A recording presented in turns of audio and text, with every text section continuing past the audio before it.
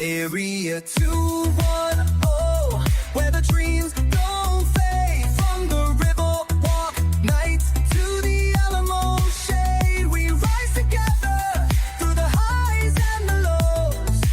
Area 210, oh, it's the life that we chose. We're rising together on a Wednesday Wines Day for our good friends over at P.F. Chang's La Cantera. That's right, half-off bottles of wine and champagne. They sponsor our show along with Hard Rock Cafe San Antonio. My name is Mike Jimenez. That's Joe Garcia. This is the Area 210 podcast. We have a fun time talking sports and pop culture. We talk a lot of Spurs, and Spurs fans are breathing a sigh of relief today because Victor Wembanyama's injury is not so bad. Again, we talked about this yesterday. There's a difference between being hurt and being injured. He collided with Paul George in the last game against the 76ers. They kind of collided at midcourt. He left the game for a while, came back, played 4 or 5 more minutes, never returned, man. Did not come back for the second half. Wemby is going to be out the next game against the Portland Trail Blazers. 2 games left. He needs to play one of those 2 games to qualify for the postseason awards, whether it be first team All-NBA, Defensive Player of the Year, MVP award, whatever the case he's running for. He needs to play 20 minutes in one of the next 3 games, but he's out in the next game against the Portland Trail Blazers. Joe, how you doing, man? Doing good, man. Like I said, feeling better, dropping some weight, keep on drinking my shakes in the morning still. And I got my treadmill set up. So next time you're in the studio, I'll show you the treadmill so you can give her a run. It's pretty cool. It's just something small that I just have here in the studio, but I've been getting on that just about every day, doing some miles there. And my new Apple Watch keeps track of how many calories and all that you're burning. And so does the treadmill, but it helps, because you keep track of what's going on every day.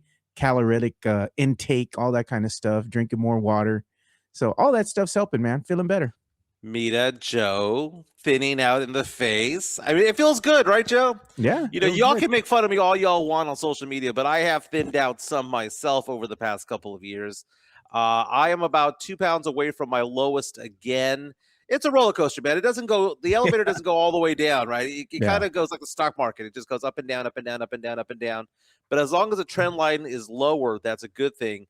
I'm down 25 pounds over the past 2.5 years, down 10 pounds this year, 10, 12 pounds this year. Feeling better, dude.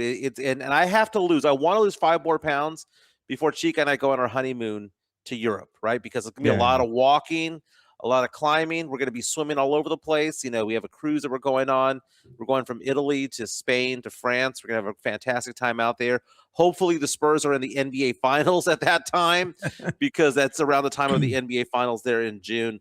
But the Spurs, again, getting some good news yesterday. Tonight, taking on the Portland Trail Blazers. It's a late tip-off there at the Frost Bank Center. Spurs are 60-19 on the season. We already picked up win number 60, which is amazing. 3.5-point favorites tonight against the Portland Trail Blazers. This could be a matchup of the first round. Right now, Portland's fighting for that 9-10 spot there, actually the 8-9 spot in the play-in tournament. If they get in and win a couple of games in the play-in, they could get into the 7 spot, which is the spot that would play the Spurs at number 2. Spurs, again, without Victor Wembanyama tonight. Also, more than likely out is going to be Stephon Castle, who's a game-time decision, but more than likely will be out with a knee issue. Again, this might just simply be just resting players because the Spurs are locked into that 2 spot. We have there the injury report there. David Jones-Garcia out. I mean, he's been out for the last few months because he's been playing in Austin. Stephon Castle, doubtful. Wemby, doubtful. And 2 other players there who never sniffed the court. Doesn't matter. But it's Wemby and Castle going to be out. Spurs still favored by 3.5 points against a team that's basically playing 500 ball. It's going to be an interesting game there at the Frost Bank Center. Wemby more than likely is going to play the game. I think he'll play the next game against Dallas and then sit out the last game against Denver. That Denver game's not going to matter, and you don't want him banging bodies with Nikola Jokic. Just go out there, get your 20 minutes, because he can't just go onto the court and then check himself out. He needs to play 20 minutes of a game. That game against Dallas is going to be easier to play than that game against Denver. Denver is still jockeying for position. Denver is still wanting to get into a certain place in the standings. All eyes are on the Lakers right now because the Lakers are without Luka Doncic, without Austin Reeves, and where the Lakers are going to fall in the playoffs. They have the tiebreaker over the Denver Nuggets. I don't know if you have the Western Conference standings, Joe, at all. I do. I'm But going to right share now, the that. Spurs are locked in at number 2, Oklahoma City at number 1. Vegas has SGA winning the MVP, and it's not even close anymore. The Wemby was in the hunt up until about a week or so ago, but the wheels fell off the MVP race, and now we're looking at the standings right now. OKC at 63-16, 3 games ahead of the Spurs. Theoretically, the Spurs could catch them, but we'd have to win out, and they'd have to lose out to make it happen. Denver sitting there at number 3 at 51-28, a potential second-round matchup for the Spurs if the Spurs make it to the second round, and in fact, if Denver does make it. The way it stands right now, the 4-5 matchup would be the Lakers against the Rockets. The Rockets and Lakers both have 3 games each. Rockets can jump into the 4 spot. So think about that. The Lakers could have fallen from 3 to 5 over the course of a week because of those injuries and go from hosting a first-round matchup to now being the road team in a first-round matchup. So now you're looking at it. You look at that Lakers-Rockets matchup seems to be kind of a thing right now. They could also catch up to the Nuggets, who are 1 game ahead of both of those teams. So they're jockeying for that 3, 4, 5 position. It's looking more and more like it's going to be Denver at 3, the Rockets at 4, Lakers at 5, and sitting there at number 6, the Minnesota Timberwolves. It's one of those things, Joe. What would you do if you were the Nuggets? Because wouldn't you want to play the Lakers as a 4-5 matchup as opposed to playing Minnesota? Think about that. The reward for getting the 3 spot, Joe, is to play in a healthy Minnesota team who's sitting there at 47-32. Meantime, in the play-in tournament, you have Phoenix taking on the Clippers as of right now in the first matchup. The winner goes in as the 7 seed, and the loser would host a game between the winner of the Portland Trailblazers and the Golden State Warriors for the right to be the number 8 team in this upcoming playoff and the right to take on the Oklahoma City Thunder in the first round of the playoffs. But, Joe, the jockeying between 3, 4, and 5, it almost seems to me like it's detrimental for Denver to keep winning these games. It's like it's against their best interest because they'd have to play a very, very, very solid Minnesota Timberwolves team if they keep winning. What do you think, Joe? Yeah, I think so. But at the same time, you want to be able to play for home court advantage, right? And pretty much that's what Denver's playing for. If they were to start the playoffs, more than likely they're going to go ahead and host versus starting on the road, which is Right. going to be huge for them. And I think that's basically what they're looking for an edge, right? And it doesn't really matter the opponent. You'd rather be able to start the playoff series on your own home court versus going on the road, especially if they dropped or whatever, and maybe somehow Minnesota miraculously leapfrogs them, right? They'd have to go ahead and start on the road. But I think that's what they're playing for, just for the home court or the home field advantage at this juncture. But the better matchup for them probably would be the Lakers or even the Rockets for that matter, because the Rockets don't have a point guard, you know? So that's their deficiency. The only problem with Minnesota is that you can never factor what Anthony Edwards is going to do. Like, Right. you can hold the rest of the team and then this brother just goes off in the fourth quarter and knocks down a couple threes in a row and just, goes off for 20, 23 in 1 quarter. It can happen. He gets super hot. So that's the X factor with Minnesota. I think what scares people the most is that Minnesota's kind of an unpredictable team. I think that's what you can best sum it up as. And we don't know if Anthony Edwards is going to be very healthy come playoff time because he's missed 8 of the last 10 games. Yeah. He's missed the last 2 games, but he did play against Philadelphia last week where he did play 26 minutes. He played 23 minutes against the Dallas Mavericks, scoring 17 points. He's been injured this year, but it's one of those things where you don't want him to be all primed and ready for the playoffs if you are, in fact, Denver at the 3 spot to make that happen. It looks like the Spurs' road to the championship is going to be taking on a team like Phoenix or the Clippers in round 1, which I think the Spurs are fine. We argued this earlier this year. I think you've jumped on the train where it's like, okay, the Spurs are clearly better than those teams. It's when it gets down to the Final 4. And let's say the Final 4 involves OKC, Spurs, Denver, and Houston. You can make an argument for all of those teams to advance to the NBA Finals, to advance to the Western Conference Finals. Spurs, Denver. Denver beat the Spurs in overtime over the weekend. It was a game in which the Spurs shot poorly from 3. De'Aaron Fox had a horrible game, was trying to play some hero ball, and it didn't work out. And the Spurs only lost by 2 and should have still won that game. I don't see Denver. I mean, unless Aaron Gordon balls out and is able to be the third guy on that roster behind Murray, behind Jokic, and is solidifying that because Gordon, I mean, offensively is fine, but defensively he can really bring it sometimes. That's the only that's what it hinges on for me on that. But the Spurs played them very well on the road, and we're looking at the brackets right now. I mean, you're looking at the 9-10 in the Eastern Conference between Charlotte and Miami. Those are two decent teams, not good teams. They're decent teams. Charlotte had a really big run there for about a month in the month of March where they were looking really solid, but now in April they've kind of cooled off a bit. Sixers and Orlando playing that 7-8 matchup there. The winner advancing into the playoffs automatically. The loser would host the winner of Charlotte and Miami as things stand right now. Look at the Atlanta Hawks right now at that 5 spot, Joe. Our first round draft pick, that swap that we're getting from the Hawks, looking worse and worse by the day. Right now, slotted at number 5. Then you have that Knicks team, which you don't know what you're going to get with that Knicks team. And they had that photo that they posted over the weekend celebrating number 10 of the Spurs from back in the day, saying that he was their defensive player of the day, of the night. But we don't know what's happening with the Knicks, man. Boston's getting better. They're getting healthier now that Jason Tatum is back. They look like they're the team to beat right now because, number one, the Detroit Pistons don't have Cade Cunningham. Here's the thing, though. The Pistons are showing heart, and they're winning despite not having Cade Cunningham. But come on, man. Best of 7 against Tatum and Brown. Yeah. Derek White, get out of here. It's looking more and more. Joe, I'm going to call it right now. Eastern Conference Finals is going to be the Boston Celtics hosting the Atlanta Hawks. It's very possible we might be keeping our pick, Joe, because Atlanta might make it to the Eastern Conference Finals. I don't think so. We might not. Dude, I don't Atlanta's think they'll make good, dude. They're good. They're all right. But I don't think they're going to be there.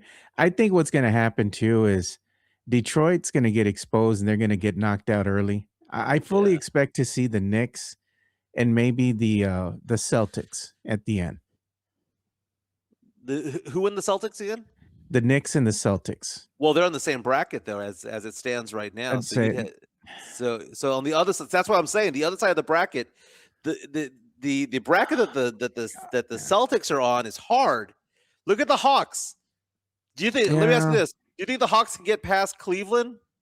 Yeah, Cleveland. Do you think the Hawks can get past a Cade Cunningham-less Detroit team? Because that's their road to the Eastern Conference Finals. Maybe. That's their road. The Celtics, on the other hand, have to take on Charlotte potentially, which is a really good team. I mean, it has Concanipple and they're not a really good team. You know what they are? They're a team that gets really streaky, and streaky teams can sometimes win games. And then they'd have to go on and play the Knicks, and the Knicks are they'll beat you up from time to time. Doesn't mean that they're going to win the series, but they're gonna go from time to time. It's funny because it's all rounding into form how this all comes out. You take a look at these teams. Minnesota's the only team that's beaten the Spurs and the Thunder twice. We've lost to the Nuggets twice, but one was without Wemby. The other one they escaped with a victory. These playoffs are going to be fun, Joe. And so we're asking the question. And by the way, the question being asked today on Spurs in Focus, hosted by Jeff Garcia. He has his new podcast, no longer with Locked On Spurs. Yeah. I'm today's guest on Spurs in Focus. And the big question that we're asking on today's show is whether Mitch Johnson is ready to coach in the playoffs. Like, is he going to be a detriment to this team? And I'm going to ask yourself that question, Joe. I mean, Mitch Johnson, this is his first full season with the Spurs. He was the interim head coach last year. He basically coached the entire year. It's like 76 out of 82 games last year. But this is his first year with his first new squad of coaches, right? You know, Corliss Williamson, Sean Sweeney, all these guys coming into the team. Do you think that Mitch is going to be something that's going to be detrimental for this team? Or do you have the confidence that, hey, man, he's proven himself throughout this year that he has the chops to make it in a playoff run? Here's the thing with Mitch, man, is that you see Mitch and he calls a good game most of the time, right? Mm-hmm. But when you get faced with adversity, that's where I want to go ahead and see what they're really made of. You saw a little taste, just a taste of what happened when they get kind of pushed a little bit with the Denver Nuggets, right? Mm-hmm. That's telling. Mitch didn't make the adjustments that he needed down the stretch to go ahead and pull out a win. The Nuggets went on a let's say a tear there at the end of the fourth quarter. They went on a run. Why didn't you put Dylan Harper in? Why? Yeah. That's a big question mark. Like, why didn't you put one of your best players in the game down the stretch to close it out? And you had other questionable things that happened, and it wasn't just De'Aaron Fox; it's the team as a whole. But again, that falls under the coach. So with me, it's like this was a miscue by Mitch. I hope he learns from it and moving forward makes the right adjustments. But I'm still not sold on him yet, and him being able to adjust and make the right moves in order to go ahead and get these types of wins in the playoffs. Now, I'm not saying the Spurs will lose a series. I'm just saying they might drop a game. They could drop 2 games and still win in 6, which they could have won in 4 or 5. I'm just wanting to see how Mitch adjusts. How is he going to adjust when the other teams make some type of move, right? And they change their offensive scheme or they change their defensive scheme. What is Mitch going to do? He has to make the right moves with the right personnel on the court, Mike, is what I'm saying. Right. And the game against Denver was kind of a miscue. So I found it interesting that someone put on here, Tavarius, saying Mitch ain't ready. He plays roster politics. The roster politics last year was playing Chris Paul when you knew that Castle was better. No. This year, you have the fact that De'Aaron Fox is an all-star. And the people who go on this chat over here who are like, well, he was a substitute, so therefore he's not a real all-star. Shut the F up, dude. You know what? When I go to basketballreference.com, is there an asterisk next to his name? No. It says 2026 All-Star. DeJounte Murray was an all-star, even though he was replacement. Replacements happen. They happen every year. You're not gonna put an asterisk on just the Spurs, but not everybody else, because it happens every single year that somebody gets hurt, like a Steph Curry gets hurt, can't make the game. They bring up somebody else to be an all-star. Happens every year. But Spurs fans piss on their own players when it happens. This is true. And I don't get it. It's stupid. They blamed De'Aaron Fox for the debacle against Denver, and it wasn't just his fault. It was just his fault, but he had a lot to do with it, man. You can say playing hero ball because every once in a while he does that, man. Yeah, every once in a while he plays hero ball. But he missed all those threes Mr. down Clutch. the stretch. He missed all those threes on his own. He was 0 for 6, man. And I think the thing about it is that what do they say? That when you have an average or a mediocre quarterback, who's the most popular person in the stands? Yeah. The backup quarterback. Yeah, right? They want him to play. Yeah. Yeah, remember back in the day, a UT football fan knows this, right? You have a solid quarterback over there, but you're like, nah, man, take him out. Let's put in Arch. And it's always that way. You want to have the backup in there. We know, Joe, that we have a freaking Ferrari on the bench right now named Dylan Harper.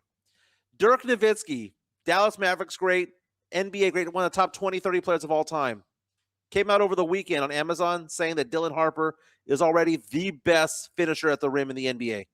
That he's already elite at finishing. He's one of the few rookies in NBA history, and I say few, like you can count them on one hand, who averaged 50% or greater shooting from the field as a rookie. He's at 50.8%, Joe, as a guard.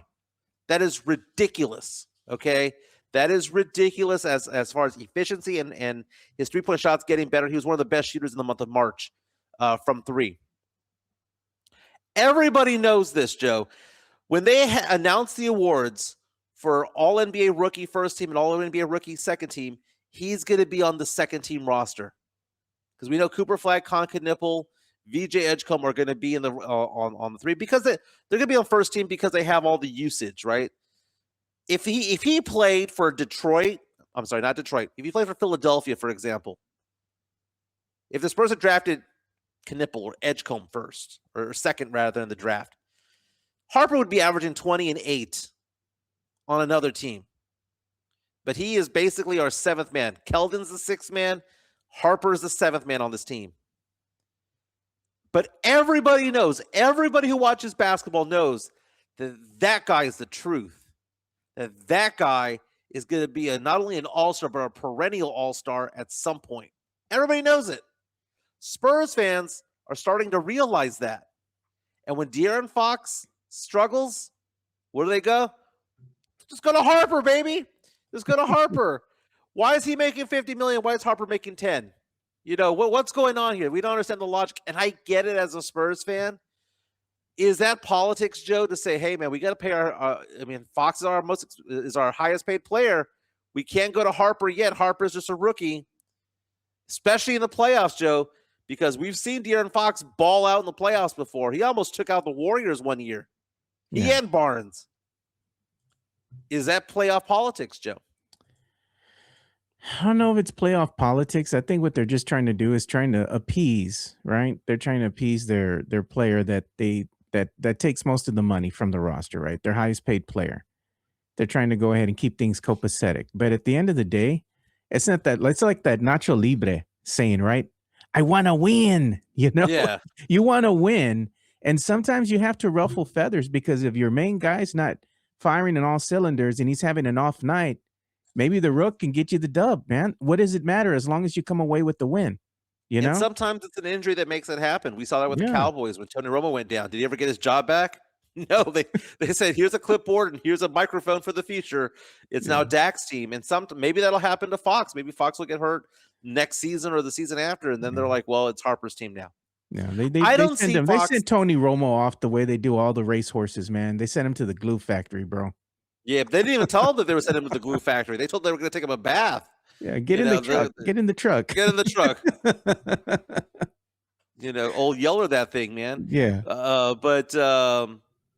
Tony and Alice reaching out on our stream, powered by PF Chang's La Cantera, on a Wednesday, saying it might be a risk, but a good one. I would start Harper and put Champagne on the bench.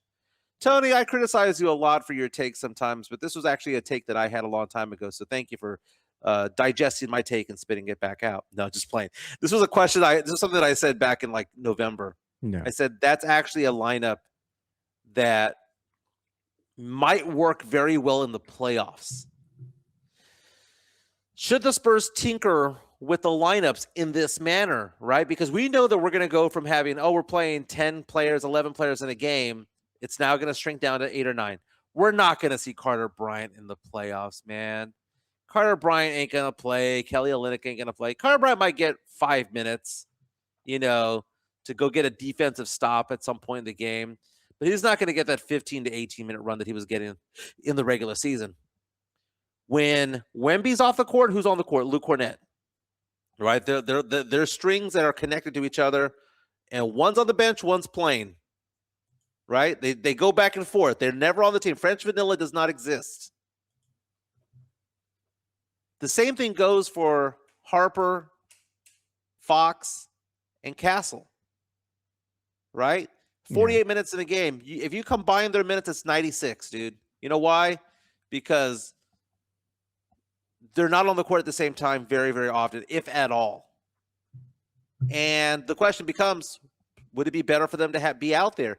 If you were to take Champagne out, well, you lose your best three-point shooter.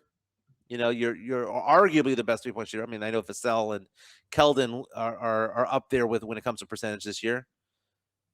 But do you get more out of it by having the three out there? Then who do you turn to when it's time to give one of them a rest? I mean, you're going to go to Lindy Waters, or do you just tell Castle, hey, you're going to play 48 minutes today? Or what's that other brother's name? McLaren? Jordan. I'm like, you can't do stuff like that. I mean, you got to have balance at the end of the day. I get why Mitch will give Harper, the second bidding. You're coming off the bench. He just wants to go ahead and have some floor spacing out there, and that's why he has, Champagne in the lineup, right? Because he helps space the floor because he can knock down threes.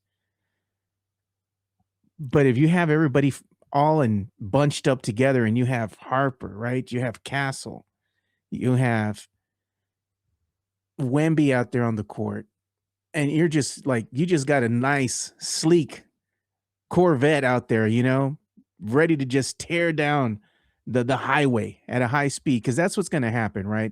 When you have those types of lineups, you have speed, you have youth, you have athleticism. It's going to be exciting. You have an amazing starting five. But at the end of the day, you still need a little bit of balance, especially in that second unit, because if you start taking players out, Mike, and you start inserting others, then you're kind of messing with the synergy, right? Because everybody's used to playing a certain way, coming off a bench a certain way, and you kind of mess with that flow a little bit. So I don't know. If it ain't broke, I say don't fix it. Just roll with what you got. But if the other team makes adjustments, you're gonna have to do the same, Mitch, because you know what they're gonna do in the playoffs, Mike. You might start you have a starting five, and then the next game you're like, no, we got to switch things up, and that'll happen eventually. Maybe we'll see that lineup. I think that this is very reminiscent of 2019. Shai Gilgeous-Alexander was was a first round draft pick. He was not a lottery. He was a lottery pick, but it was end of lottery for the Clippers, right? Yeah. He got traded to OKC as part of a blockbuster trade. SGA averaged like 11 points per game as a rookie. He was second team All NBA rookie. Didn't make first team because Luka Doncic was the point guard on All NBA rookie that year. But SGA, people knew that he was going to be a very good player. There's a lot of people who are like, man, when that trade happened, there's a reason why Oklahoma City wanted SGA. They knew he was going to be good. Everybody knew that he was going to be good. If you look at Dylan Harper and go, well, how many points does he average per game? Well, he averages 13 points per game. Yeah. I mean, do you get dazzled by the idea of 13 points per game? It's how he gets the 13 points per game. It's his per 36. It's how confident he looks. Some of the things that he does when he gets both feet in the lane looks like Chris Paul. When Chris Paul was like Chris Paul when Chris Paul was in his prime. They CP3 with the Hornets. Yeah. They compare him to Cade Cunningham. Everyone compares him to this because they all know that he's going to be great. But Dylan Harper is benefiting from the fact that he has a De'Aaron Fox to rely on.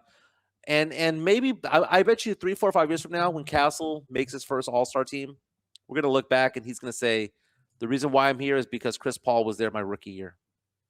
It's having that corporate knowledge of being able to learn from somebody. He didn't learn how to play, with CP3 when CP3 was in his prime. He got coached by CP3 when CP3 was at the end of his career. And it's sad the way that CP3's career came to an end. Yeah, they didn't let the brother go out in his own terms. They said, no, man, here's your shine box. Bye. Yeah, so JHNSB bringing up an interesting point. If you can call up his take. Yeah. Okay. Where is it? There it is. So he says SJ averaged 19 points per game his sophomore year, second year in the league. Harper can't do that unless Fox or Castle take a back seat. It's a very good point, because we're looking at it. He averaged 19 points per game, but he was a starter. So that was the main difference. Was he went from being backup to a starter, going from the Clippers over to, and I'm looking at that right now with the Clippers, for example. In his first year, he did start most of the games, but he only averaged 26 minutes per game. It's because he averaged 35 minutes per game his second year that those stats went up. So I don't think his efficiency necessarily got better. He just got more minutes. You want to see Wemby average 25 points per game, 30 points per game, play him 32 minutes a game. That's what he's going to get you, right? Because you can look at it and go, well, if he's averaging 29 minutes per game and he's averaging 24 points per game, you know that if you get him to 36, he's going to average 30 minutes per game. The only thing preventing Wemby from scoring 30 points per game is the minutes played. Not that he can't do it, just he's not getting enough minutes to make that run. Harper is going to be in an interesting situation when it comes to the Spurs because I think he has one more year in him where he's going to be okay being the seventh man on the team. If the Spurs make a big run this year, he's going to be satisfied and happy. But come year 3, so not this upcoming season, the year after that, we're going to have a come to Jesus moment when it comes to Harper and Fox. Yeah. And you know what I love about Fox's contract? Is that when you want to get a star player, what do you have to unload? Money. Money, man. And if you want to make more money, you know who you got to call? Got to call me. If you want to unload your money to me so I can make you more money, give me a call. 210-508-0369. 210-508-0369. I got a referral. I'm going to be working with somebody who is in the military, who just retired from the military. Military planning is different, man, because they don't have 401k. They have thrift savings plan. They have a pension. They have a pension option called Survivor's Benefit Plan that they have to run into and try to navigate through. It's a lot different. I got my training, by the way, at USAA as a financial advisor over there when I first got into the business. But give me a call if you have any questions about retirement planning. 210-508-0369. You need life insurance, disability, or long-term care. 210-508-0369. You could be military, you could be civilian. Doesn't matter. I don't care if you're just starting, man. I don't care if you have zero to your name and you want to put your first $50 in the market. That's fine. Give me a call. 210-508-0369. Joy-Con saying that the transition didn't stick the landing. Man, it was an alley-oop that I was not expecting to catch, but I'm happy to put it in. I didn't dunk it. I caught the pass, came back down, took one dribble, and went back up. Still went through the hoop, though, man. It still went through the hoop. Mike's So, like, Joe, I'm a hooper. Joe, we'll talk more about the Spurs in the NBA, but I thought it was funny off air. We were talking about losing weight and all that stuff. And I told you that we were talking about Chica, right? Oh, God. It was a great – I've never told the story on the show before. Oh, But man. it was the first time I met her. I met Chica online, and we were talking to each other for like a month and a half before we actually met. And part of me thought that I was being catfished. Oh, God. Part of me thought, because she would send me selfies throughout the day at work, and Yeah. I'm like, this looks like Getty Images, man. Like, there's no way in the Getty. world. It looks like something like a Google image search, Oh, man. and I was like, there's no way that this girl's talking to me. But every night I talked to her on the phone, all that stuff. No FaceTime. She'd be like, I don't like FaceTiming. And there I am thinking that I'm a Monte Teo situation where I just have the voice and photos, but I don't have the actual person. So anyway, when I finally met her, we had decided that we were not going to hang out together because we realized after a month and a half that we lived 220 miles from each other. Because she thought that I lived in the Houston area. I thought she lived in San Antonio. We didn't realize that we didn't live nearby each other. I don't know how that topic didn't come Yeah. up. But long story short, I finally met her, and I short-circuited. I thought she was so pretty that she wore a Oh. dress, she wore heels to our first date, and she met up with me, and I just short-circuited. And I thought of the Ryan Reynolds movie Just Friends. I swear to you, this came to my mind. Oh, You my. ever seen the movie Just Friends with Yeah, I Ryan saw Reynolds? that movie. Yeah. There's a line in the movie where he's telling a friend, you don't want to have a girl think that you just want to be friends. Yeah. And how do you get her from not looking at you that way? By going in for a kiss. Friends don't kiss God. is the line from the movie. Friends Oh, don't my kiss. God, dude. So after I short-circuited, she was like, "Are you okay?" I'm like, "Uh-huh." Like, I short-circuited for a good 30 seconds, man. 30 seconds to a minute. I said nothing, not even hi, not one word. And she thought that I was being a weirdo, and I just thought to myself, just kiss her, just kiss her, just kiss her. And I kissed her, and it was game on, and we got married a year later. Oh, my God. You were short-circuiting. Sam Salinas also has a great line there. They also don't meet up during the day. It's not a date if the sun's out. If you didn't kiss at the end of the night or kiss at the end of the date and the sun was out, it wasn't a date. That's a great movie. It's a funny movie. I don't say it's a great movie. It's all right. They said Demon Mike mode activated. Oh, I know. Mhm. Oh, Yeah. my I put the God. clamps down on that one, man. I put the clamps down on that You one. you claimed your property right there, right? Yeah. Hey, Joe. So you talk about how your daughter and your nieces kind of like they run your life. They basically. Yeah, man, they do. I have found out that my daughter Ava is into musicals. She's into drama at her middle school. She's going to be in high school and all that. She loves drama, right? She loves musicals and all that stuff. I mentioned earlier this week that Hamilton's going to be coming into town this summer. Dude, those tickets are expensive. But I wanted to get to know her on her level, not on my level. I'm not taking her to a Spurs game. I take her to a missions game. That's what I want to do, right? Yeah. Take her to something that she likes to do. So I'm telling her I'll take her to musicals this summer, right? And I'm gonna be in San Antonio this week, and I'm gonna get there on Friday. And I told her, I said, let's go to a theater. Let's go find something to do over there. And now I found out there's a really good musical performance that's going to be going on in Austin. So now I'm going to see if she wants to go to that. So now I'm going to be the musical's dad. One day I'll take her to Broadway.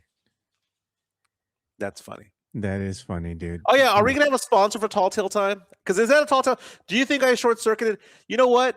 Text Chica right now. Oh. You have her. You have her number. Text her. Michael's telling a story about how he short circuited when he met you. Did that in fact happen? Was it actual and factual? I looked like Chris Webber when he called the timeout when there was no timeout. I was like this. I was just stunned. I was like, okay. Midtown text reached out to us and says, quote, so what are we? After the first kiss. No lie, Midtown. No lie. I told her after our first date, I don't want you seeing anyone ever again. I'm never going to see anyone ever again. We're together. That is it. I'll be back next weekend. And she goes, if you're going to drive 220 miles every week to come see me, I'll believe you. And I changed my work schedule to Monday through Thursday. And Thursday night, my happy ass was going down I-10 to go see her, man. Oh, God. I just sent that to her right now. She's probably cleaning somebody's teeth or something, Mike, but she'll see. Oh, I know. But she's been texting me all day, so it might be a little bit slow there at the dental office. Very cool, man. Very cool. Dude, did you see – God, what game was that last night? The Golden State Warriors. Who did the Warriors lose to yesterday? It was crazy. Oh, my God. Who did the Warriors lose to yesterday? Draymond Green making fun of it at the end of the day. So the Warriors, right now, there are approximately – we have not seen tanking the way that it's going on now. The Spurs tanked for Wemby. Yeah. The Spurs tanked for Tim Duncan. No lies detected. That is what happened, right? Last night's game between the Golden State Warriors and the Sacramento Kings, Warriors won 110 to 105. The Kings dropped to 21-59, right? Did you see what happened in the last 2 minutes of the game? What happened, Mike? Warriors were up by 1, and their coach screamed at the team to start fouling the Warriors to send them on the line. Not play defense to win the game. Sacramento currently tied for the 4th best odds to win the draft. This is one of the most strong drafts, one of the strongest drafts, I should say, in recent history. Like last year's draft was really good. This one's considered to be potential 8 to 9 all-stars in this upcoming draft. The top 3 are considered to be franchise players. I'm not going to use the word generational because generational is for the Wembys of the world. But there are franchise players out there like Cooper Flagg. There are franchise players out there who you build your team around. And then there's other pieces out there where there are fringe all-stars out there like a Stephon Castle. No one's going to build a team around Stephon Castle. But that's no diss on him. He could be an all-NBA first or second team defensive player this year, right? He can make all-NBA defense. He's one of the best two-way players out there. He's kind of like a better Derek White when it's all said and done, is what he is. And Derek White's had a fantastic career. Castle's going to make an all-star team once or twice or 3 times. We know that that's going to happen. But there are like 3 Cooper Flaggs in there. There's like 3 Dylan Harpers and 3 Stephon Castles in this year's draft. So you have all these teams jockeying for position. We mentioned at the top, Denver and Houston and the Lakers trying to jockey for position in the whole thing, trying to get to that 3, 4, 5 spot. Meantime, you're looking over at the rest of the league. They're tanking right now because it's such a strong draft. The Kings yesterday lost on purpose, and they didn't lose on purpose where it's like, oh, well, the other team just made a jumper or they just drove right by us. They actually started fouling the other team to automatically send them to the free throw line so that they would lose that game. Draymond Green, after the game, saying that this was the biggest joke he had ever seen, that he's seen tanking before, but he's seen 2 or 3 teams tank for a good spot. Spurs have done it. The Rockets have done it. The Pistons have done it. But he's never seen 10 to 12 teams outright tank. Joe, what are your thoughts on Golden State? Fouled on purpose. And when I say they fouled on purpose, Joe, it wasn't one player. There were 2 or 3 players grabbing the players to get the fouls called. And it wasn't a hack-a-shack situation where they're sending a 40% shooter to the free throw line. They were sending 80% free throw shooters to the free throw line by wrapping them up, like multiple players wrapping up a player, separate players, not the same player, multiple players at half court. Should the NBA do something other than a small fine?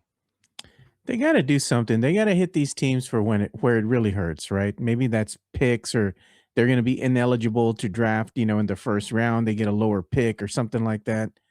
It's got to hurt them so they can cull this kind of stuff, because it's rampant around the league, because teams have found out the only way that you're going to wind up getting better is what? Going through the NBA draft. And because you tank and isn't a proven mythology, right?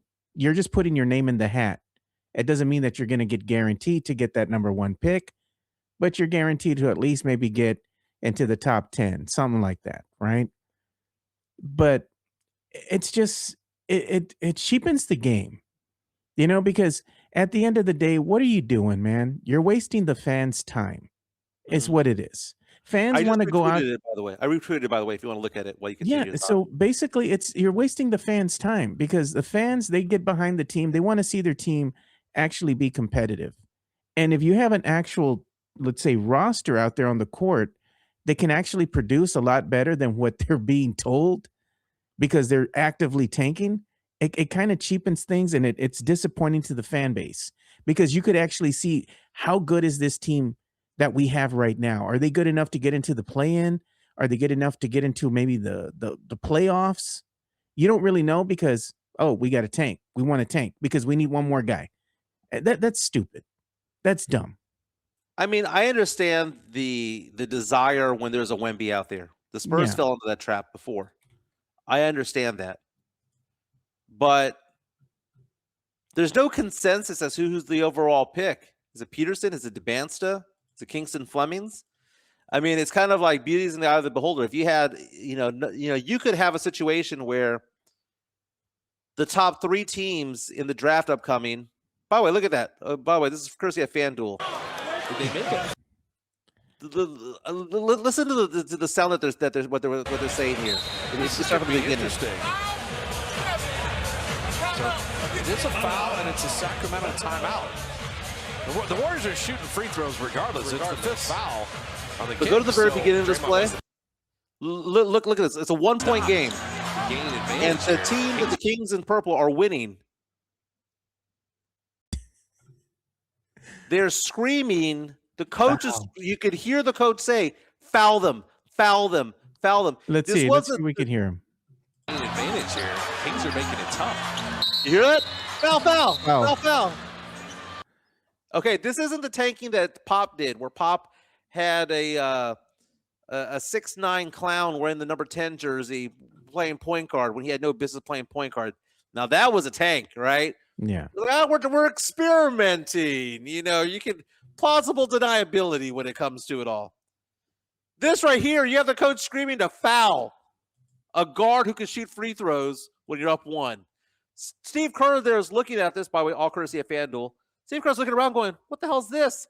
Draymond Green is there going, they're tanking. He's outright telling the officials that they're tanking, and he's pissed off. He's pissed off that his team is going to the free throw line to take the lead. He didn't want to win that way. Think about being so pissed off that you're being handed a victory.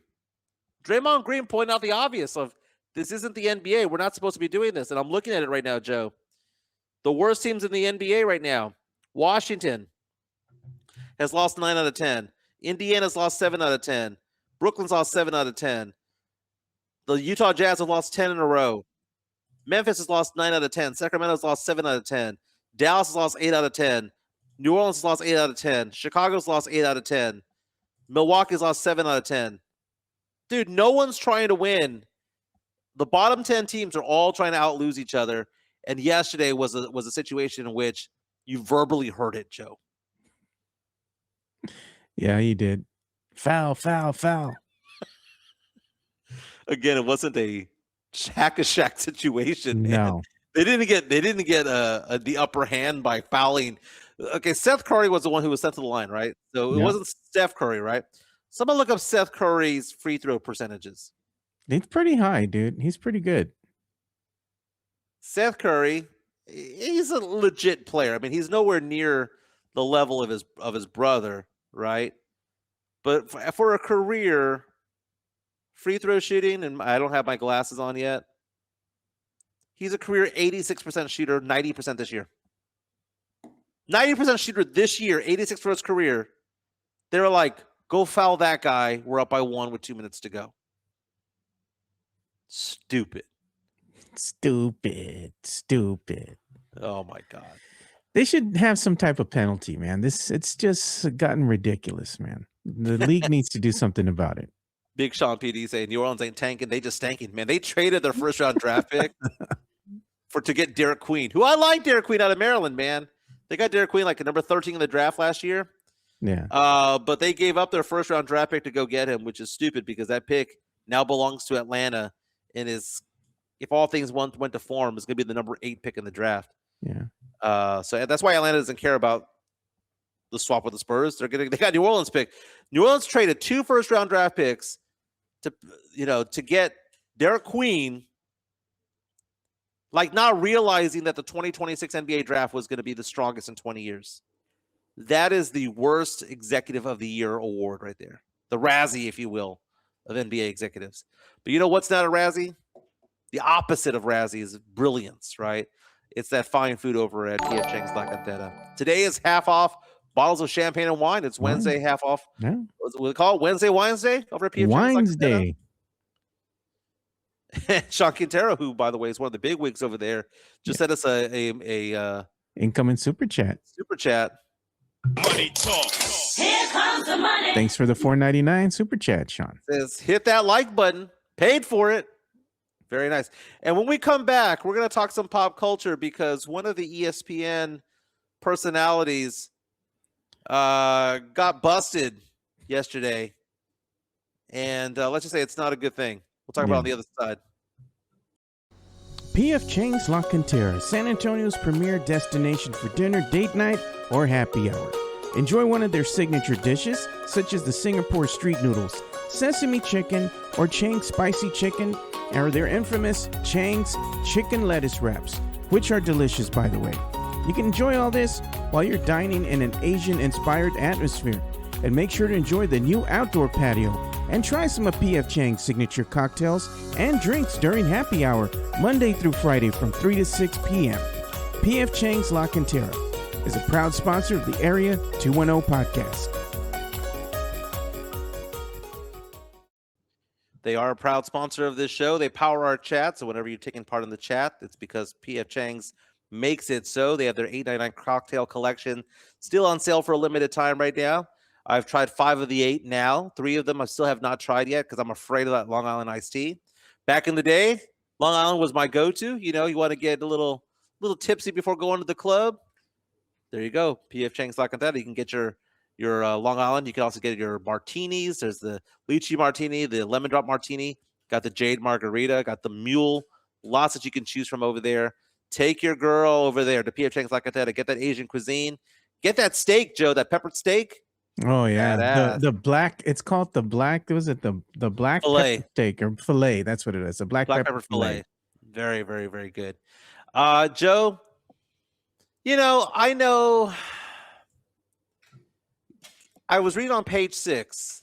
Page 6 is it's kind of like the TMZ of the world, but it's part of the New York Post.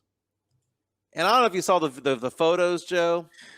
Oh, but one of the ESPN anchors, reporters, insiders, also the NFL Network, Diana Rossini, who just got married like a year or 2 ago, was caught canoodling with New England's Patriots head coach Mike Vrabel. Vrabel's 50 years old.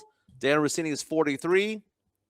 And they're in Arizona. I believe it's in Glendale or Scottsdale. As part of the NFL owners meetings and things like that, they have like rules changes, rules committees, all get together. It's a big old thing. That's how trades happen, right? You get them all into a room, you get them drunk, and then you have them do that, right? Yeah. The photos came out on page 6 of them spending time at the swimming pool. Now, there's no TMZ. No, it's on page 6. Okay, let me put that in here. Yeah, so it's page PAGESIX. So not the numeral, but it's called page 6. Yeah, I see that. And there's photos of them interlocking hands. There's none of it kissing or anything like that. But you look at what's going on, and it just looks a little bit odd. Now, they've come out and said that they were there with a group of friends, right? Dan Rossini's there like, oh, I brought 3 of my friends with me. I had 3 of my girlfriends. And Vrabel's camp is saying that he brought 2 of his guy friends over there and that they didn't spend the night at the same hotel and all that stuff, right? But still, Joe, none of these photos show anybody else in the photos. There's no group of people there, Joe. It looked like they were hanging out. Like it looked like they were doing nonos. They was just praying, Mike. They were just praying. Remember, like from Friday, Miss Parker, and they had that Yeah. little short guy, her husband, come in, saw Bernie Mac and her together. No, it was just praying. Do you have any photos, Joe? I'm looking for it. I'm not seeing it. And what was the guy's name? Vrabel, Vrabel. So Vrabel, who shouldn't have been let go by the Tennessee Titans, by the way, is over there with New England. Oh, I see. Led them deep into the playoffs, Super Bowl run. Yeah. But now we have There you go. this situation going on. And Diana Rossini, again, just recently got remarried and talked about it on the Dan Le Batard show several times. So there's a photo of them interlocking hands and the hug from behind and going down the lazy river and all that stuff. I'm sorry, man. And then she interviews him later on that day. He's married, she's married. I'm just saying it's wrong. Oh God. I'm just saying it's wrong. People are all over her social media right now, and she's there going, not even saying a thing about it. They're not even no denials or anything like that, public denials. It's like just going on with their day. She's doing her tweets about the NFL and whatnot. And again, none of the photos show anybody else with him. I don't see none of the friends or nothing, Mike. I mean, The person who took the photos was like, I was up there for an hour and a half. There were no friends there.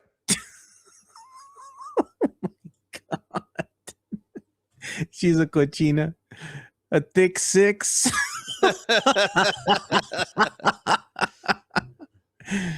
Oh my God.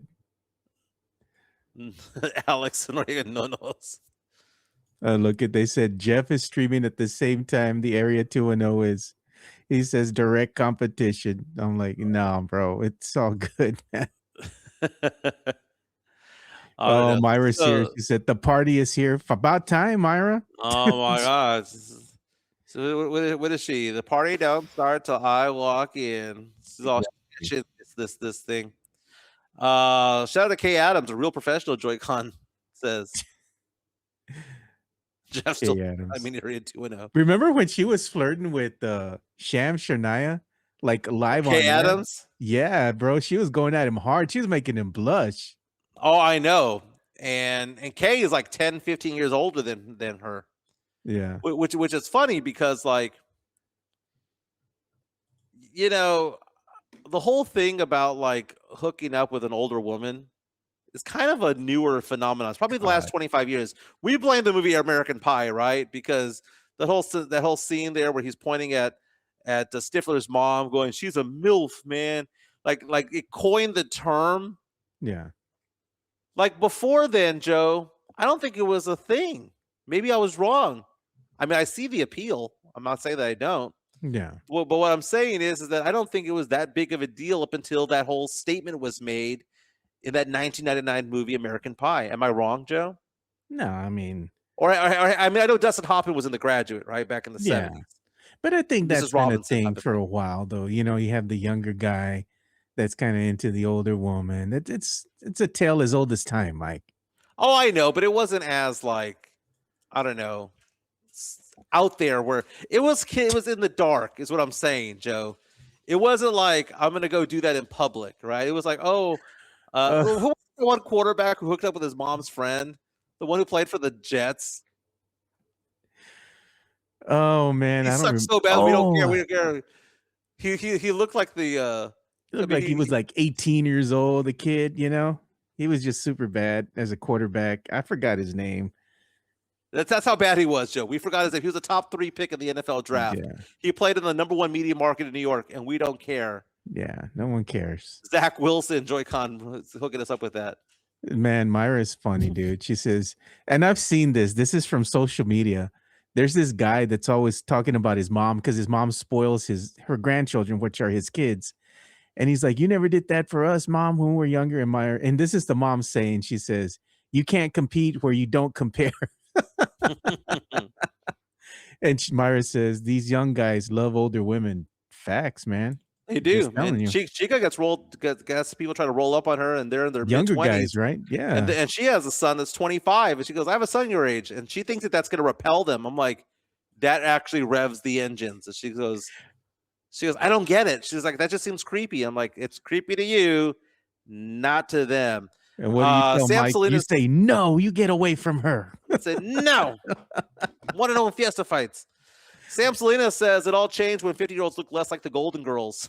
God, bro. There's real talk. Real Toro talk. Loco says Carol Brady was the one who started it. Oh, if you know, you my know. Carol God, Brady had an dude. affair with the actor who played her son on that show. Damn. Brutal. Carol Brady. I forgot all about that from back in the day, dude. The Sam Brady says it bunch. revs the throb. God, man. Diana Rossini, Latino think she's going to talk. get in trouble with ESPN or NFL Network? No, bro. And what was that one from back in the day? You had those two what was it? Anchors, right? I think it was on ABC. Remember? That was quite the fiasco a Oh, that couple was years ago. the Good Morning Good Morning America thing. It was was it like Good Morning the America afternoon or- show. It was like the afternoon show that came out right after Good Morning America, like the noon show or something like that. They were doing like or a Today. show. Yeah, one of those shows. Yeah, and they got caught in a little fiasco because both anchors, and you could tell, bro, like you just look at what was going on, and there was just some major chemistry there, right? Yeah. And you just kind of knew like something's up, right? And sure enough, they're like, she's married, he's married, and then they like, yeah, we're married, but we love each other. And they were like canoodling, and they didn't give a damn. And they both lost their jobs for it. Diana Rossini, the first thing I thought of was she had her Coldplay moment. Oh yeah, yeah. You know, that's the one right there, man. I mean, how do you go on vacation like this, or you hanging out with somebody and you're both married and all that, and you don't think nobody's gonna take pictures or recognize who you are? Like, what kind of stupid do you have to be? Real Bobby February with an interesting point here says, "Want to know why we like cougars? They are much more feminine than girls my age. Girls my age think they're hood, that they act like hood ratitas, but cougars are mature. Man. They have their own things, and They have the their own emojis." things. Like a job, like a car, you know. It's like they can teach you a thing or two. oh God, man. The experience. The darker the berry. The cochino talk is in full effect today, man. On Oh, the it's not show. cochino talk. I mean, Diana Rossini started it, man. If she wasn't there Damn. canoodling with Mike Vrabel. Cougars got that good credit. No lie, Greg. No lie. Very, very, very Oh funny. my dude. God, dude. Y'all crazy, man. Joe, Spurs back in action tonight. No Castle, no Wemby, No problem. no problem. Oh my goodness. Oh my God. Hey, according to business news, this is interesting because I've never seen this in San Antonio. According to mysa.com, a massive $1.7 million Asian grocery superstore is coming to San Antonio. The Pan Asia supermarket, complete with groceries, candies, and much more, is coming to San Antonio. Have you ever been to an Asian grocery store? And I'm talking about one that's like the size of an HEB. I know they have those little ones, those little shop ones that are on the side of restaurants. The ones like in Houston, in bro. Dallas, Yeah. Austin, dude, that's an experience. It's like an Asian version of the Culebra meat market, but on an HEB scale.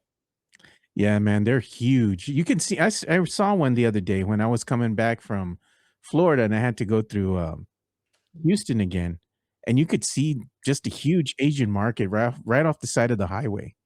And I remembered where it was at. And like, man, I got to come back and check this one out because I've been to the Chinatown, right, in Houston, but going to that particular market, I want to check that one out because I mean it's massive. It's massive. And there's a lot of stuff for you to kind of check out. It's almost like a pulga, but with food. Yeah. You get the lychee and all that kind of stuff over there. It's a whole bunch of unique items. You can spend like a couple of hours, I think, Mike, browsing through everything. Well, and I was going to ask because I'm reading this article right here. It says that the new one that's coming to San Antonio, which will be on the northwest side, doesn't say it's going to be on Colony Drive, just a mile from USAA, Yeah. which makes sense because USAA, that area, that corridor, has a lot of Asian influence there because of the IT centers that are out there, because of USAA, because of the hospitals and all that. Makes sense to be in the USAA area. But it's saying that it's going to have a food court in there with sushi, boba tea, a bakery, and a gift shop in there as well. I love the Asian markets, man. It's very cool. It's very cool to try out like what they've got in there. Like Chica and I went to Mexico, right? And even going to the grocery store in Mexico or Barbados, the food that they have there is different. The chips are different. The candies are different. You're not seeing about a bunch of Hershey's. You're not seeing a bunch of Lay's chips over there. You're seeing like the local flavor. And it's like, wow, they actually eat this flavor of chip, this flavor of cookie, this flavor of whatever. It's cool, man. And anything to be out and about and to be more ethnic is a good thing when it comes to like the spice of life, when it comes to it all. Hey, we do have an incoming super chat from Sean Cantera. Yeah. Here comes the money. And I need an update on this, Joe, because he says $5. Show me. Let's make it rain for Joe, everyone, even if it's $1. Need to fix the fence. Joe, what happened to your fence yesterday for those who didn't hear about it? Oh, man. So even this morning, bro, I was kind of like, what's going to happen this morning? So yesterday when we were doing the show, we had a helicopter flying around, and I was like, okay, why is this helicopter flying around my house? It sounded like it was above the house, but I'm thinking that it's just, closer than it sounds, right? So when we're doing the show, I get the call from my son. He's like, hey, there's a cop here in the front. He wants to kind of talk with you because something happened to our fence. I'm like, okay. And he's talking to the cop and he's like, Dad, the cop wants you to come over here. You got to show him the ring cam footage he wants to see. I'm like, all right. So I had to bounce midway through the show. And I told Mike, you're going to run it. I'll come back. So we looked through the ring cam footage, right? And it shows a guy that the perpetrator that they're chasing through our neighborhood.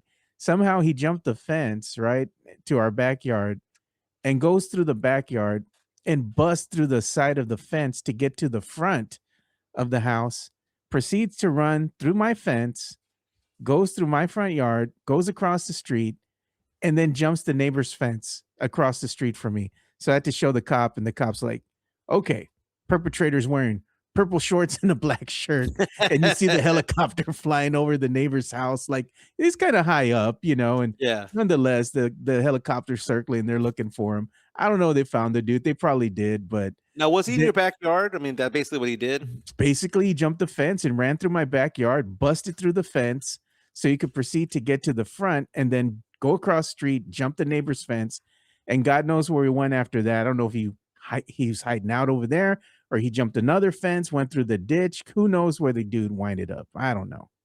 Man, he pulled the Ferris Bueller. He was just going from backyard to backyard to backyard trying to get away. That's funny. Chica and I were watching Dateline last night before going to bed because that's just what we do. We watch 2 hours of Dateline before going night.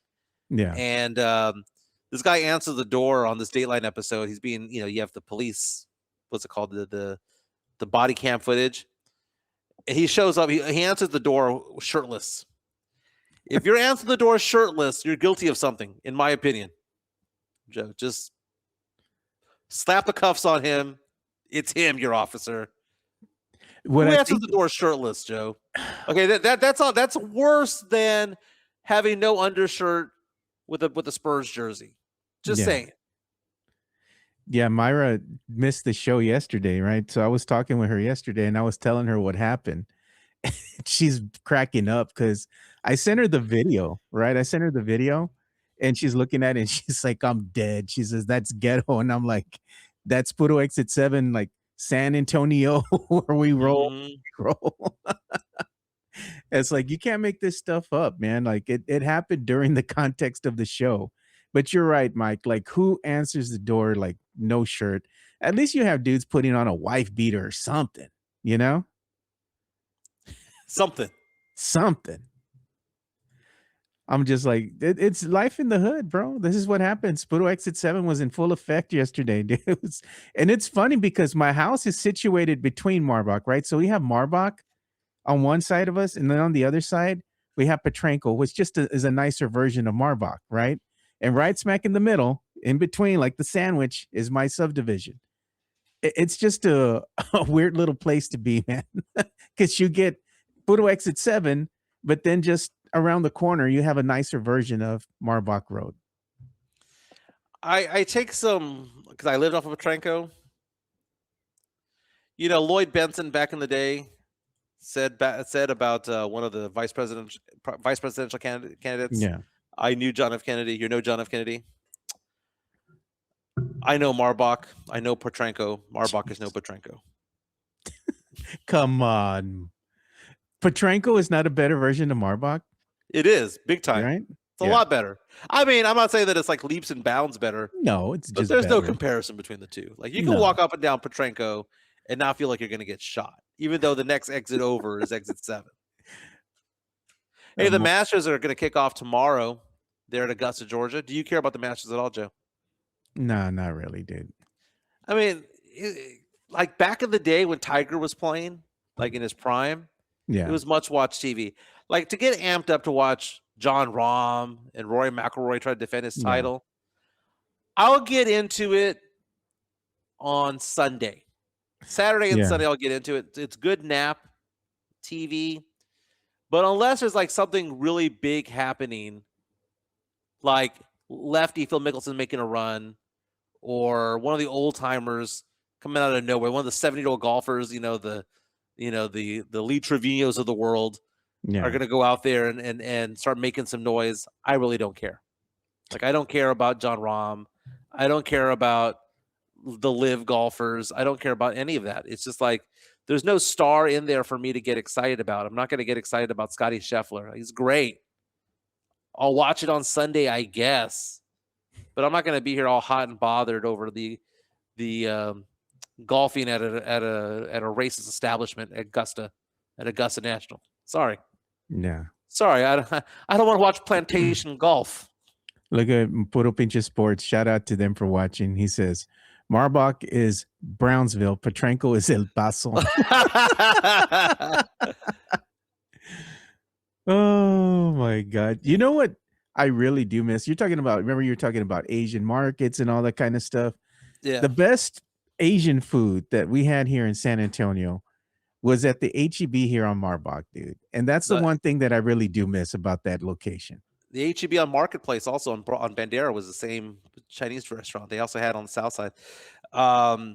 Yeah, dude, H-E-B Chinese food back in the day was legit.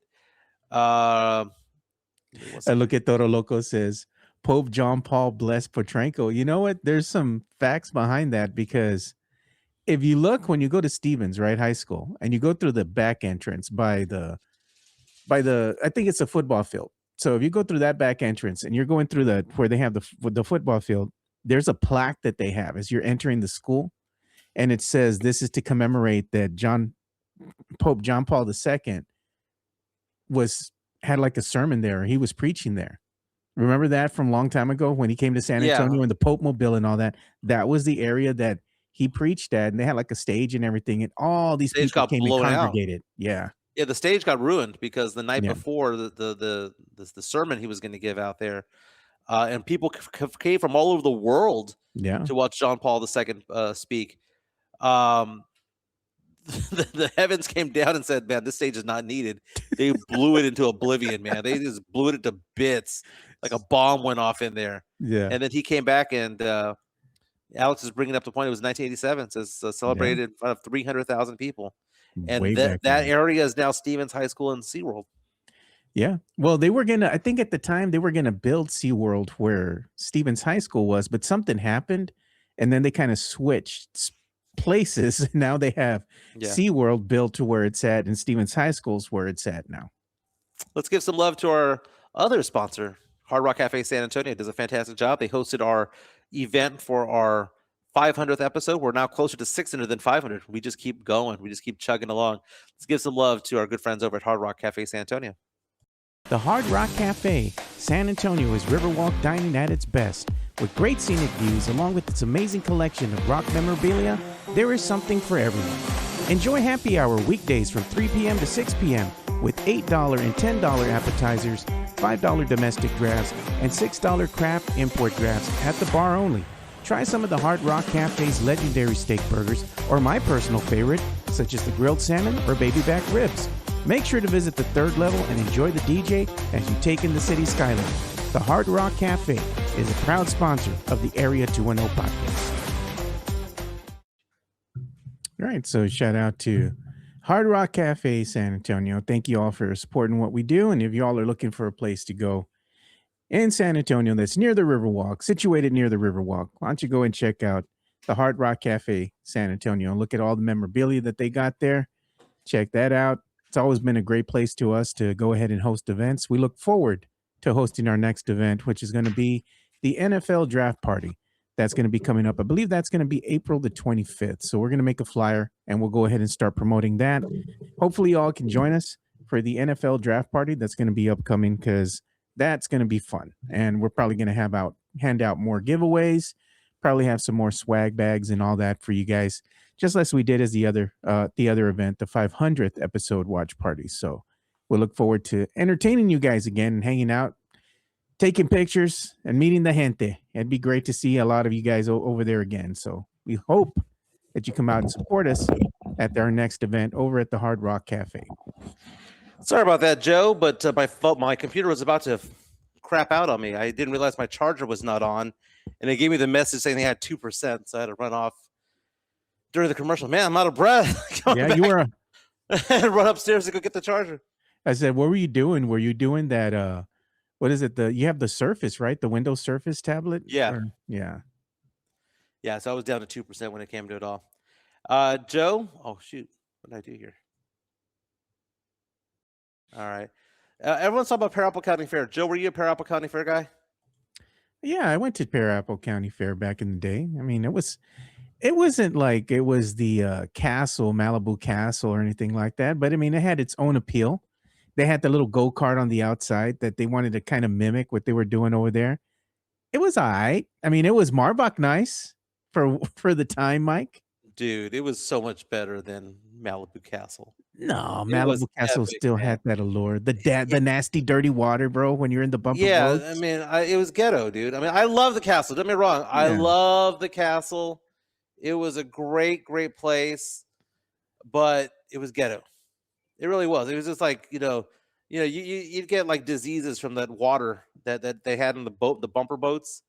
But I mean, everything was nice. It was like modern video games over at Parappa County Fair. It was like the up to date. It wasn't like the 1980s.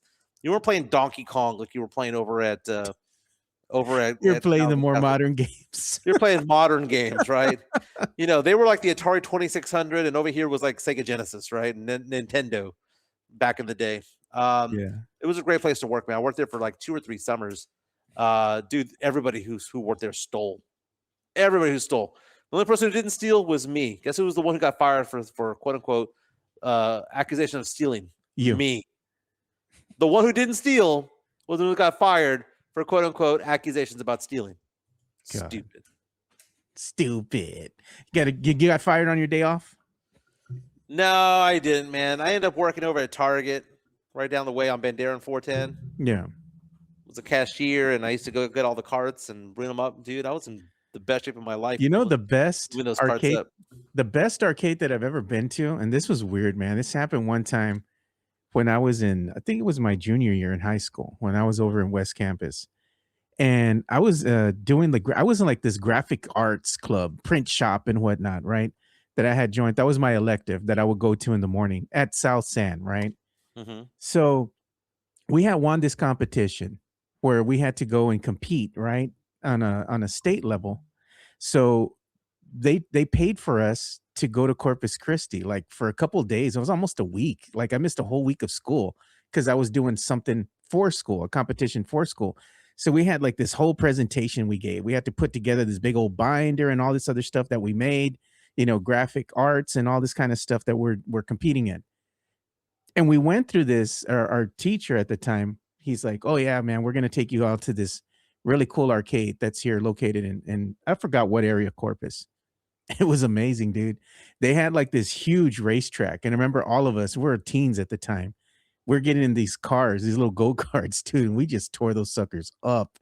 They're like, "We don't want you all banging each other and hitting each other." It was like Mario Kart, dude. We're just everybody was going down the track, hitting each other. And then it had like a bridge. So you would go over the bridge and then you would come back under, and it had like an underpass. You would go under the bridge, and it was like 2 levels. I remember it was huge. And they had all these games and everything in there. We spent hours there. And then afterwards, they took us to get some Little Caesars pizza and we went back to our rooms. And it was crazy, dude. I remember that whole week, the teacher had to keep coming back and being like, "We don't want you guys to have anything to do with those girls over there on the other side of the hallway." Cosmetology, right? They're the cosmetology girls. And remember, we're having some type of a dance at the Lexington, right? For everybody to enjoy. And we wanted to get haircuts. And we opened the door and the girls were there at the same time. And they were cutting one of the girls' hair. And then I was like, "Hey, why don't y'all can you cut my hair? We were trying to get haircuts before we go to the dance." And they're like, "Yeah, sure, come on over here." So me and my friends go in there and we're sitting down on these chairs that they have. We're right across the hallway, and the cosmetology girls are giving us haircuts. And my teacher's wife, she comes up running down the hallway and she's like, "Y'all need to get in your rooms. My husband's mad. Somebody told on you all that you're hanging out with the cosmetology girls. Y'all got to get back in your rooms." So when you get the little, the thing that they put on you when they cut hair, we have to take that off. And good thing they finished our haircuts, and we get back into the room, and our teacher comes in. He's like, "What's going on?" And we're like, "Nothing. We're just sitting down, just chilling." He goes, "Where'd y'all get haircuts from?" I said, "I don't know." So we somebody cut our own hair, right? Somebody had clippers. He says, "Oh yeah, I cut their hair or whatever." And he's like, "I don't want you all talking to those girls across the hallway." I'm like, "Oh man, they're just trying to keep us all separated." But I'd still Yeah. remember that little arcade that we went to. That was it was a good time, dude. That whole week was a good time. Missing school, having fun, getting into trouble, canoodling with the Canoodling. girls, the cosmetology girls across the hallway Dude, from us. Sean Cantera and I were infatuated with one of the girls who cut hair over at Ingram Park Mall back in the day, where they had a salon downstairs Yeah. by the McDonald's. I still remember we'd go there every 2 weeks, try to get a look at that girl. People asking the question, Toro Rook asking the question, "Do you still have the Malibu ID?" It's probably somewhere in my mom's house, Jeez, man. bro. Tony Ronaldo says Mike was a play at Target. You know it. You mentioned pizza, Joe, and I'm going to end the show with this. Chica had pizza last night. Yeah. One place that I had never gone to up until like 6 months ago was Mod Pizza. Oh yeah, we got one around here. When did Mod Pizza become the best cheap pizza around? The It's best not fast bad. food pizza? It's really good, It's man. not bad. You go in there. For the people that don't know, Mod Pizza basically is pizza made to order, right? So you go in there and they put all the ingredients right in front of you, like Subway, right? Subway, right? They're putting it on the pizza and you're picking out whatever you want. They put it on, and then they put it in that little brick oven, right? They put it in there. 3 minutes later. 3 minutes later, bam, it's out. They give it to you, and you're like, for being a cheap pizza, this isn't half bad, It's not bad at all. Like back in the day, I mean, Alex and Sean and we used to tear up Pizza Hut, right? Pizza Hut's quality has gone down over the years. Joy-Con saying you got to get it well done. That's true. Got to get a little crispy, a little burnt on there. When it comes out Yeah. normal, it's a little bit papery, a little soggy, but get a little bit burnt. Man, I had Want never some been to Mod char. Pizza. Like I've gone there like 4 times, and every time I go, I'm like, man, I love this place. The salads are really good there too, man. So it's Yeah. good. No, you know what? She They got are one there for really good. $26. We shared a pizza Yeah. and a big ass salad for $26 last night. You know what really my good. weakness is from there? God, man. They got this like strawberry lemonade, dude. And one time, man, I drank so much of that strawberry lemonade, Mike, I got like indigestion, bro. You got the But diabetes. I didn't give a damn. That strawberry lemonade they have there so damn good, dude. I gotta limit myself though, because it's full of sugar, right? And I'll go in there and I'll get like a little cup, and I'm like, oh man, this stuff's it's addicting, man. It's my favorite. I don't know what they put in that damn strawberry lemonade. I think they put some cocaine or something in it, dude. Cocaine. Sean just texted me. Her name was Carmen. Carmen. the girl in Ingram Park Mall. Jeez, man. Of course it was a Carmen. God, Sean remembers. That was the first time we liked older women because I think she was like 23 and we were like 16 or 17. Oh God, Very nice. dude. Greg saying Grimaldi's. Grimaldi's is great, but you have to like go to the mall and all that stuff. It's Yeah. more of a restaurant than it is like a fast food restaurant. Because Maud gives the appeal of like a Subway, right? Yeah. It's not bad, but it's casual fast dining, I guess you can say. But I miss Mr. Gaddy's, man. We used to have one right here off of Marbach on 410. Like it's like some fitness place now. The one place that did have a Gaddy's was, what was it? Oh, I was in Florida with my daughter. And the area of Florida we're in had a Mr. Gaddy's. I was like, what? There's a Mr. Gaddy's here? And when I was driving over to Florida, you know how you look on the access roads, right? And of course they don't have a lot of fast food, but they have like a little highway. When you're on the highway, you get off and they have like a little road you get on, and then they have another street. And as I kind of look to the left of the highway, I see this big old sign for Shoney's. Remember Shoney's, bro? Shoney's. They used to have one on 410 and Evers back in the day. Shoney's. Or not 410 and Evers, 410 like where Cinemark was. Yeah. They had a Shoney's in there. I think it's like Ninjas now. Mr. Gaddy's was good, man. They had really good sausage pizzas there. That was really good. And then he had what's it called? Godfather's was also pretty good. They used to have one there by Ingram Square. That was a good place. But man, Mod Pizza, highly recommend, dude. Highly recommend. Saying, no, not that one, Joe. That was all Marbach up, the Mr. Gaddy's. They had another one that was off of like near the medical center that I used to go to way back when. That one wasn't bad. It was just pure pizza, like a buffet, but it wasn't a bad buffet. Very cool. Very cool. Well, Joe, I have to let you go, man. My phone is burning up for work. I mean, give me a call if you have any questions about investments or retirement planning, life insurance, long-term care disability. My phone's burning up, man. I got to get back on the line. Everyone have a fantastic day. Mexicans, you're asking if pizza patrón is too ethnic. Yes. It's a nasty, little bit, maybe. It's disgusting. And Tony wants to do a media share real fast before we go. I don't know what he's got going on. Oh, let me check. They're sharing some things for you, Mike. They were saying this is Mike on his first date. Burning up. Dude. Oh my God. Number 55. The guy from Teen Wolf. Tuskies. We need to send you that, Mike. That one's Please funny. do. That's a good one. All right. Yeah, well, I got to go get back to work. Everyone have a fantastic day. We'll be back tomorrow. Spurs play tonight. Late tip-off. I think it's at 8:30. Spurs here by 3. No Wemby, no Castle. We'll see if it's no problem tomorrow. Everyone have a fantastic day. And don't forget to hit up PF Chang's La Cantera or Hard Rock Cafe San Antonio. We'll see you boys tomorrow. We're out of here. Peace. Take care.